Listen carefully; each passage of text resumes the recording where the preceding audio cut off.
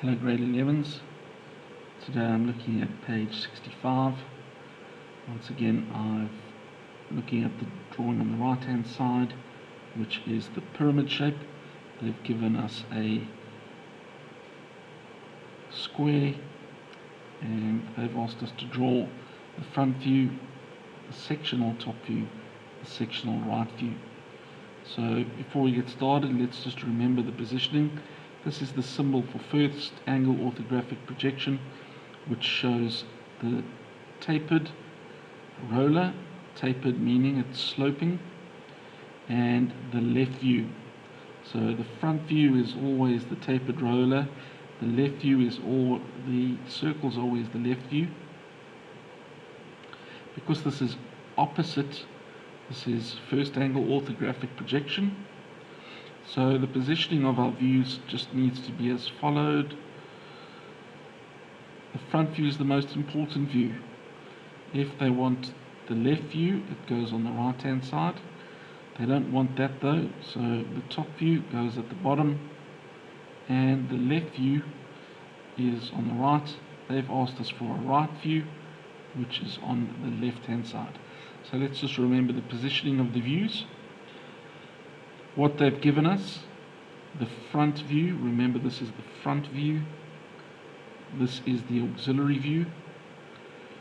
The auxiliary view is basically the construction that they've asked you to do here, and it shouldn't interfere with you doing the front, top and right views. So the front view, the top view's got to go below it, and the right view on the left hand side. So I'm going to start now with the construction of this auxiliary view. So with the construction, where they've given you the distance of parallel sides, what you do is you take your compass or circle stencil and you can draw the circle equal to that diameter. Now you need to draw tangents to those lines. So what you can just do to make sure that you're doing it correctly, we're going to put your 30-degree line set square with your 45-degree set square, and there's just a bit of a check. You can see it matches up the line that they've given you. So now what I do is I draw tangents to the circle that I've drawn.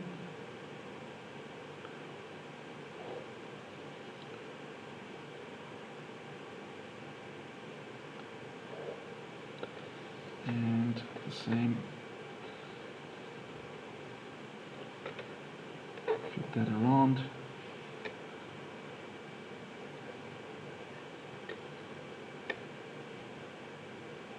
And draw the tangents across the top.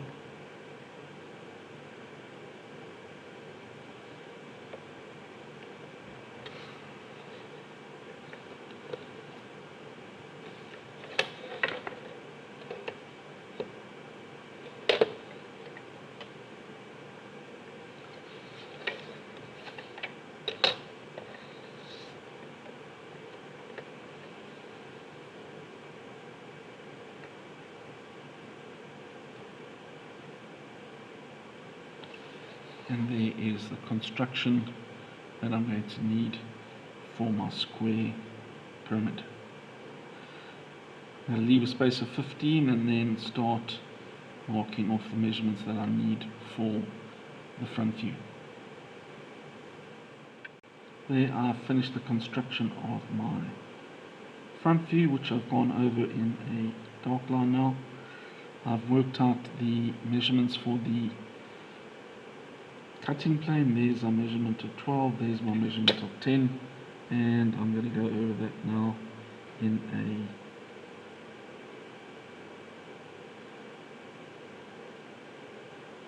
dark on the edges.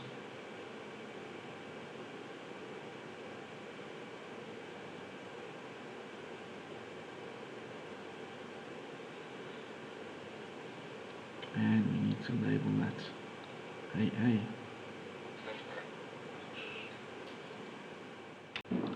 There I have my completed front view, and I can now work into my top view or my left view.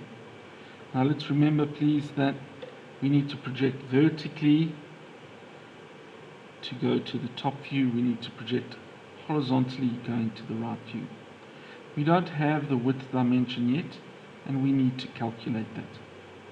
This is a very important aspect. Where do we find the width dimensions?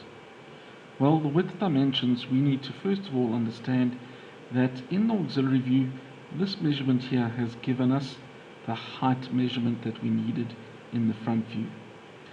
So when we go from a front view to a top view, there's a rotation of 90 degrees.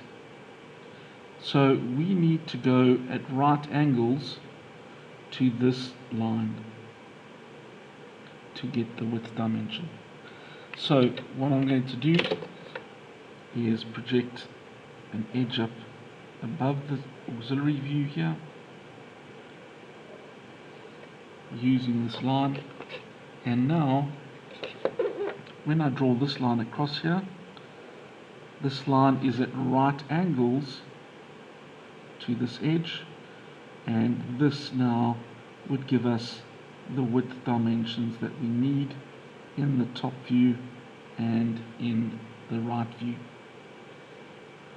Okay, so please remember it's at right angles to the central axis of this. So there was height, that would be the width dimension. So next step, I'm going to mark off my space between the views of 15 and then use the width dimensions and mark them down. There I have my space of 15. I've taken the measurement of W and marked that off twice to get our width dimension that we need in our top view. Next, I'm going to project my length dimensions from the front view. Remember, these lines are vertical.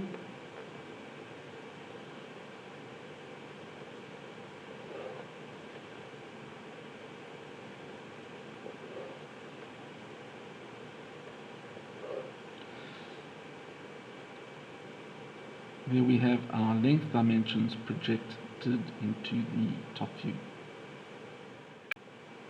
Now, I like to label the points just to give you a reference of what's been happening. So I'm going to look at starting with my highest point in the auxiliary view as 1, and just label around those corners. So those are the 4 corners of my square. The center point here, O, I've labeled as the top of the pyramid.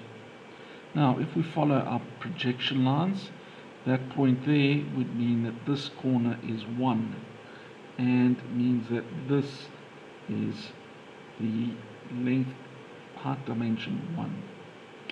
2 and 4 are going to be these corners. At the same time, T is going to be at this point. So this means this is going to be the corners 2 and 4, and this is T. To finish that off, my lowest point here is 3. If I follow that line down, there is point 3.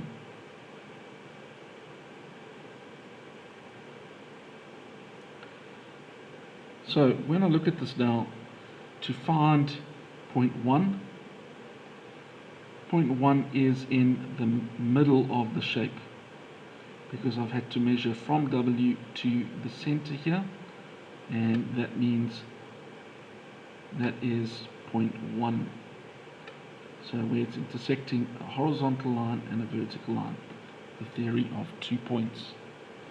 Point 2, so if I go here, point 4 is going to be on the edge closest to my shape, so this would be point 4, and the further aside would be point 2.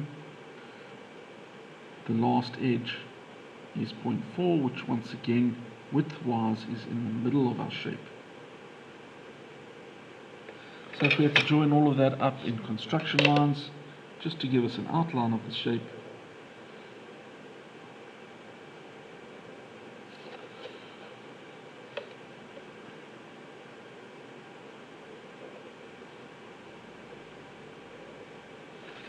and the edges all going to T.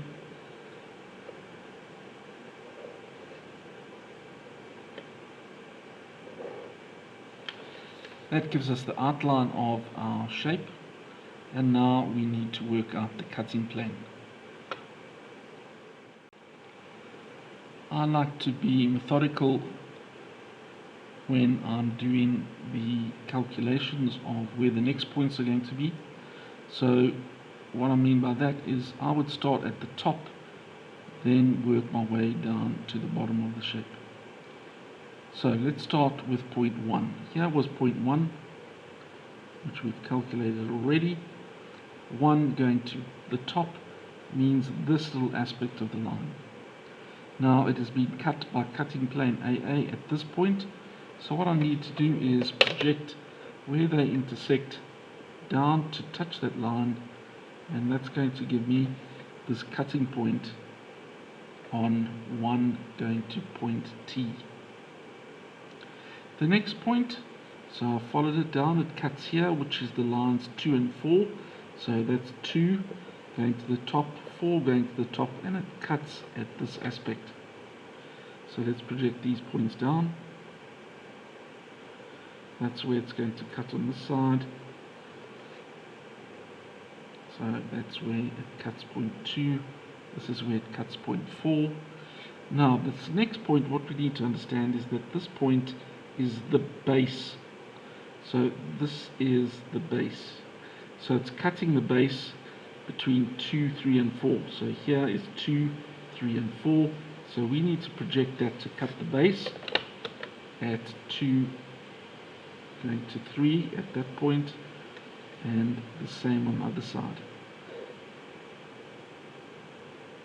So if we join up those points, that's going to give us the outline of the sectioned part. The part has been cut and removed, so it will need hatching.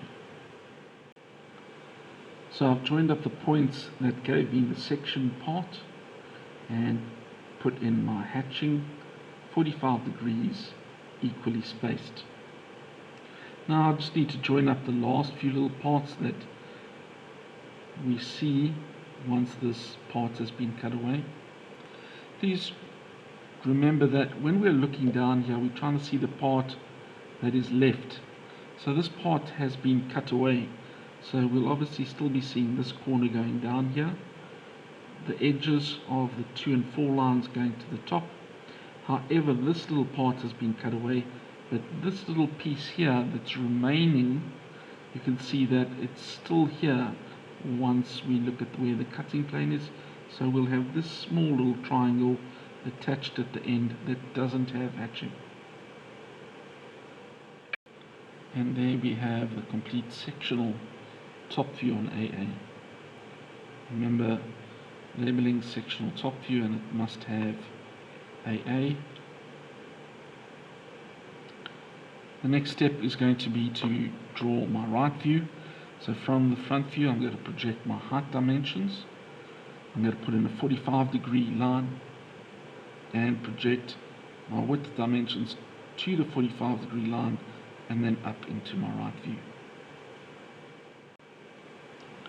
I've now drawn across the height dimensions, and then I've labeled them which the heights are.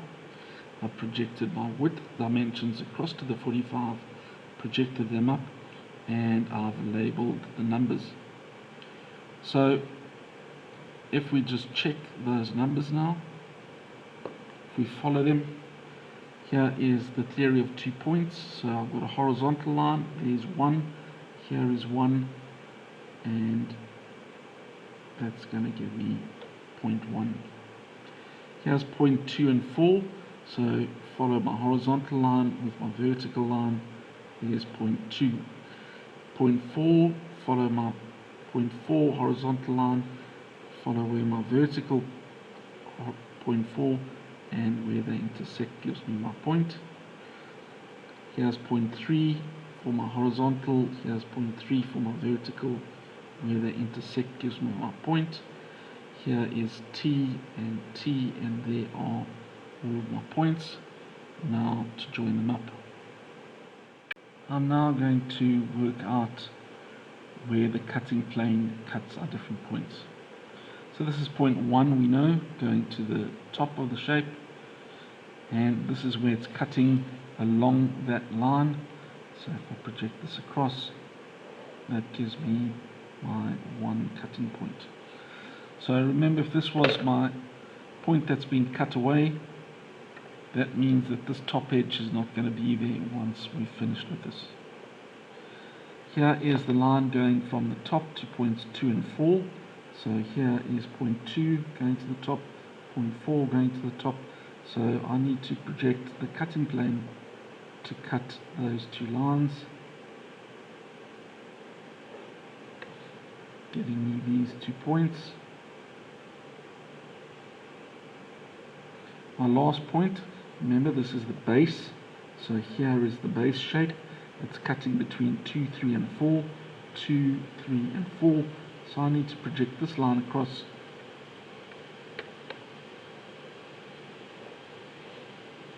to cut the... I can now join up those edges and hatch that space. There is the aspect that needed to be hatched, and now I just need to complete the outline of the shape. This little triangle that wasn't cut away, this outside edge.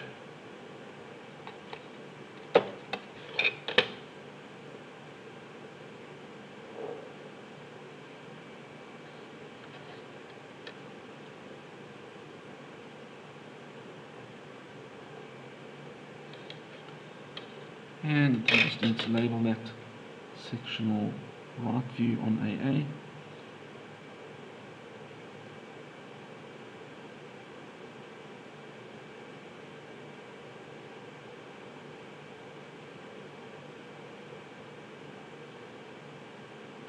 And that is the end of drawing number 65.